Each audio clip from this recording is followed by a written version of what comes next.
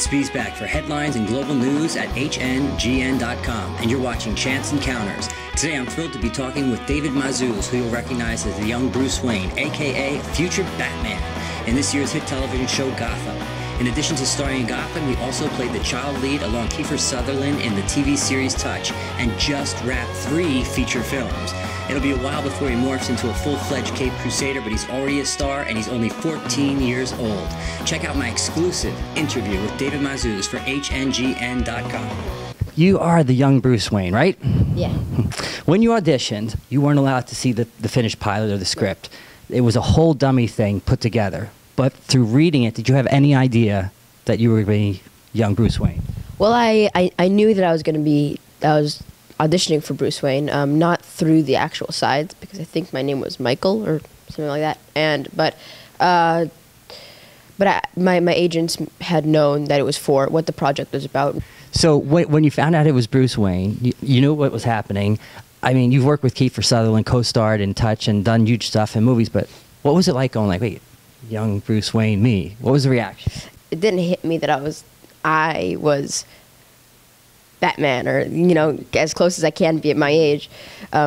It didn't really hit me until we started shooting the pilot. But I also remember when we had the billboards in the subway, you know, and we stood there and we'd have you come in and stand next to it and people were losing their minds. What was it like to all of a sudden see these things all over the place? It's like, that's me. This is huge. Yes, I was on TV before, but now it's billboards across the country. Yeah, I mean, there was, it was cool. It was, I mean, just driving around and looking out the window and seeing a bus with my face on it, you'd be like, oh, that's me. It was a very satisfying feeling. Did you try to rip a billboard down and take it home? No, but now that you said that, I probably should have. Don't worry, we'll get one after this. When they were doing the testing, you haven't been cast fully yet, but with the way Bruce Wayne's hair is, you've got that full, thick, great hair. What did they do? They cut it all off. I read somewhere that you said they cut my afro off. They did. They cut my afro off. My hair was here. It was like, it was all over the place. It was like joining the army. You're sitting there and they're doing the shears and stuff. Yeah, my mom actually took a picture of the pile of hair that they cut off. It was. I need that. It probably went up to like mid shin. It was huge, just huge pile. And then my mom was shocked, and she kept thinking that the hairdresser would just stop. Yeah. And then she took out the buzz cutter, and my mom was going crazy, and she goes, no, you can't. How did you prepare? I mean, this is not a little thing, and there's so many people that have done it, portrayed it, you know, legends in Hollywood. But now you're doing something no one did. You're Batman before he became Batman.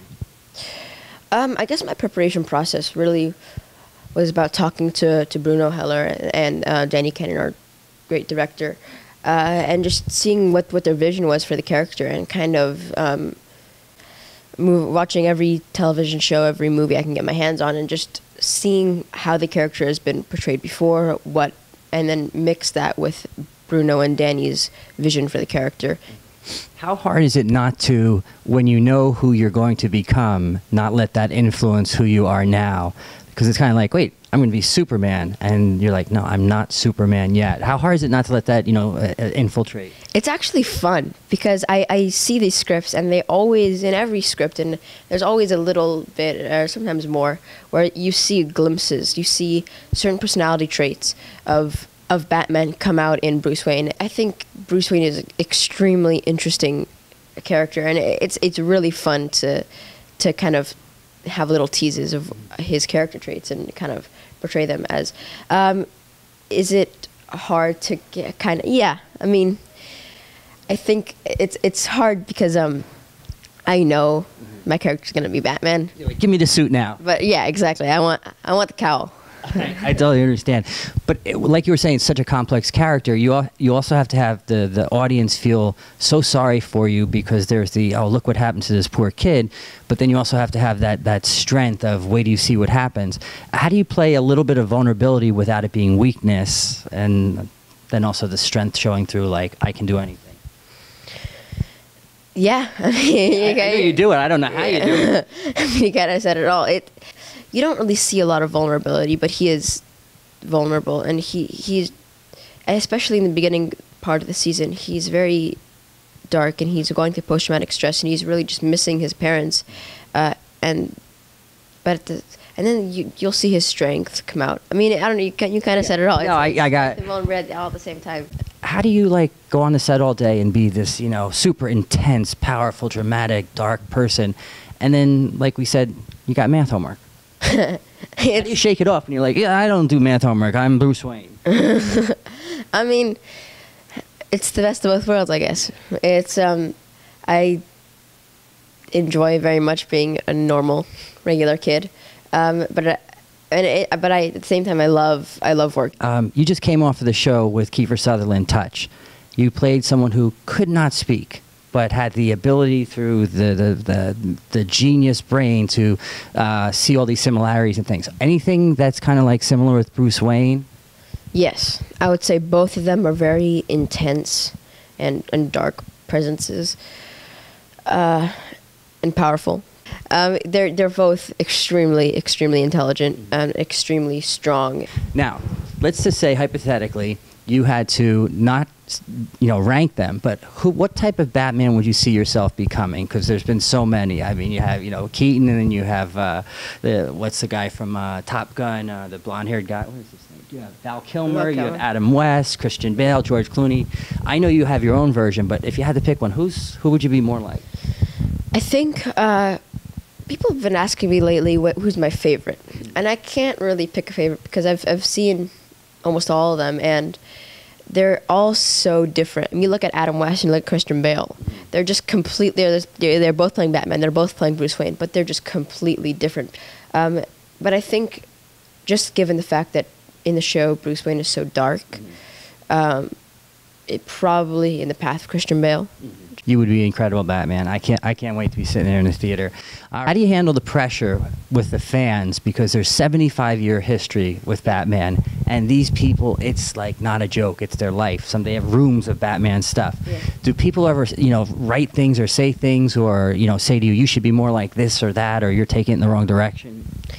No, I haven't really gotten any of that. So you're nailing it. Yeah, there you go. Yeah, I'm making everyone happy.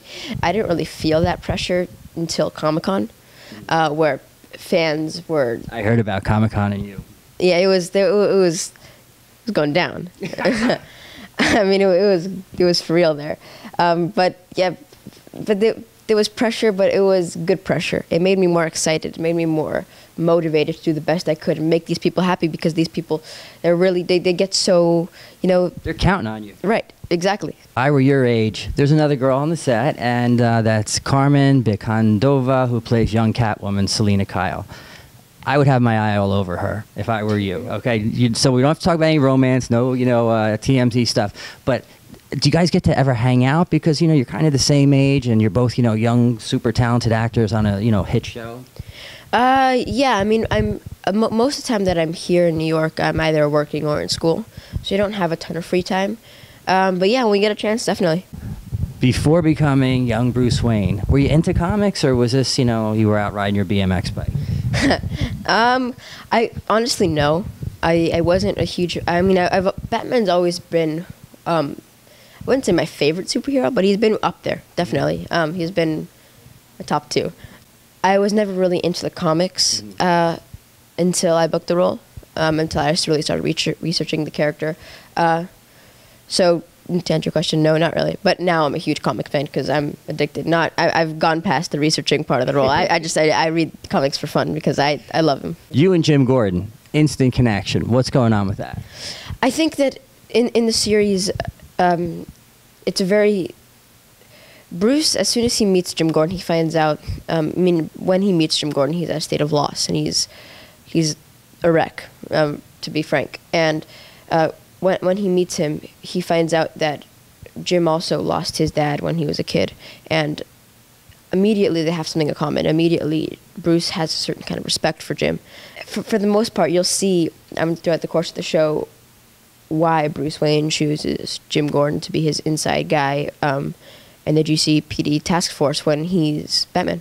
Let's say in the future you are Batman. Who would you want to fight? Any of them, even ones not shown yet. I'm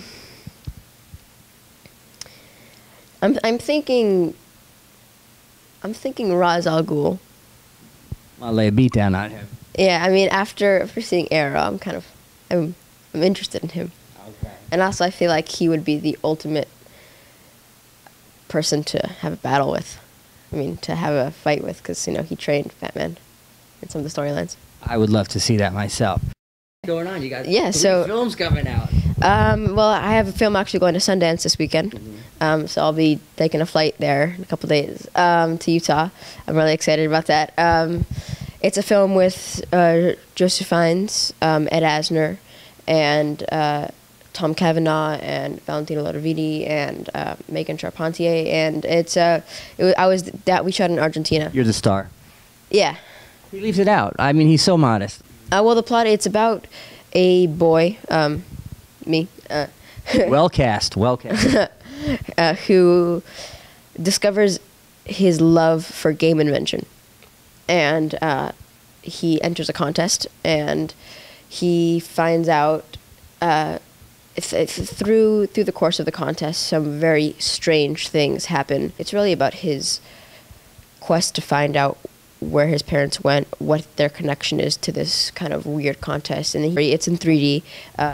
It was great already. Now 3D, forget it. Yeah, it's in 3D. It's visually stunning. I did a movie last December, so a little bit over a year ago now, with Aaron Eckhart, and it was called Incarnate, and it was a horror film. Okay, I should learn to type better. It was a horror film, and it was about, I was possessed in it. You got possessed? Yeah, which is cool. Oh, I love it, Exorcist. Go on. Yeah, it was a lot of fun. It takes the scientific spin on an exorcism, and so I don't want to say too much, but it's very, very cool. And then I did another movie that you mentioned, 6 Men to Drive, with Kevin Bacon and Rhoda Mitchell, and Lucy Fry over. Other stars. Yeah.